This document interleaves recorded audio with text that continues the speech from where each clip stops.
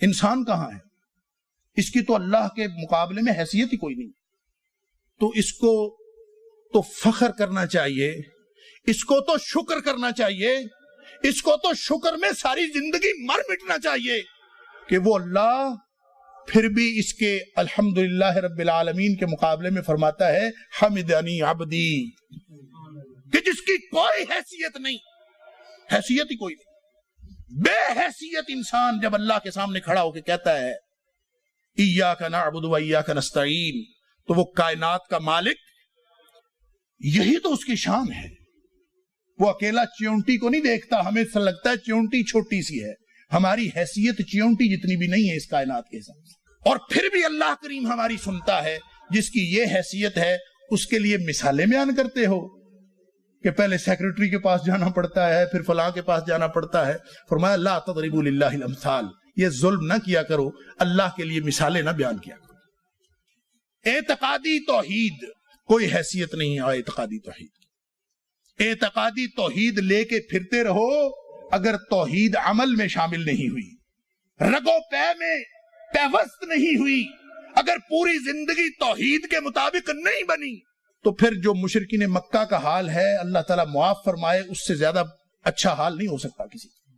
وہ بابا علی نے کہا تھا نا، کرے غیر گربت کی پوجا تو کافر، جو ٹھہرائے بیٹا خدا کا تو کافر، جھکے آگ پر بہرے سجدہ تو کافر، ستاروں میں مانے کرشمہ تو کافر، مگر مومنوں پہ کشادہ ہے راہیں، پرستش کریں شوق سے جس کی چاہیں، نبی کو جو چاہیں خدا کر دکھائیں، اماموں کا رتبہ نبی سے بڑھائیں، شہیدوں پہ جا جا کے مانگیں دعائیں، مزاروں پہ دن رات منتیں چڑھائیں. لیکن اس یہ سارا کچھ کرنے سے نہ اسلام کو کچھ ہوتا ہے، نہ ایمان کو کچھ ہوتا ہے، نہ توحید میں کچھ خلل اس سے آئے، نہ اسلام بگڑے نہ ایمان جائے.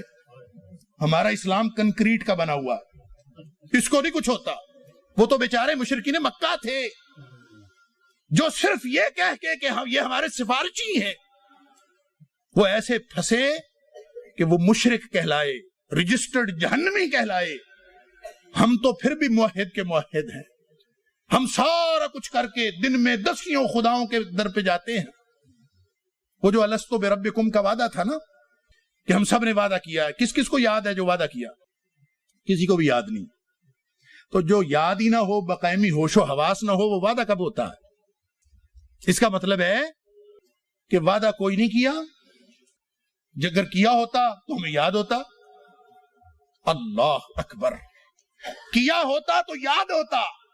یاد نہیں ہے کہ کب کیا، اس کا مطلب بقائمی ہوش و حواس نہیں کیا. لیکن اللہ کا قرآن کہتا ہے وعدہ کیا، تو اس کا مطلب ہے یاد ہے، چاہے نہیں یاد، وعدہ تو کیا ہے.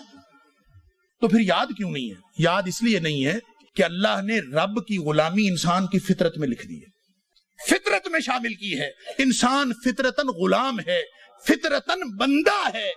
فرق یہاں پڑتا ہے جب یہ اپنا رب بدل لیتا ہے. بدبختی اس کی اس وقت آتی ہے اپنا رب بدل لیتا ہے، دنیاوی خداؤں کو روزی رساں سمجھنا شروع کر دیتا ہے، دنیاوی خداؤں سے خوف اور امیدیں وابستہ کر لیتا ہے. لیکن یہ مشرکین مکہ ہوتے تو مان جاتے کہ ہمارے خوف اور امیدیں کس کس سے وابستہ ہے. ہم مان کے بھی نہیں دیتے کہ ہمارے خوف بھی دنیاوی خداؤں سے وابستہ ہیں، ہماری امیدیں بھی دنیاوی خداؤں سے وابستہ ہیں.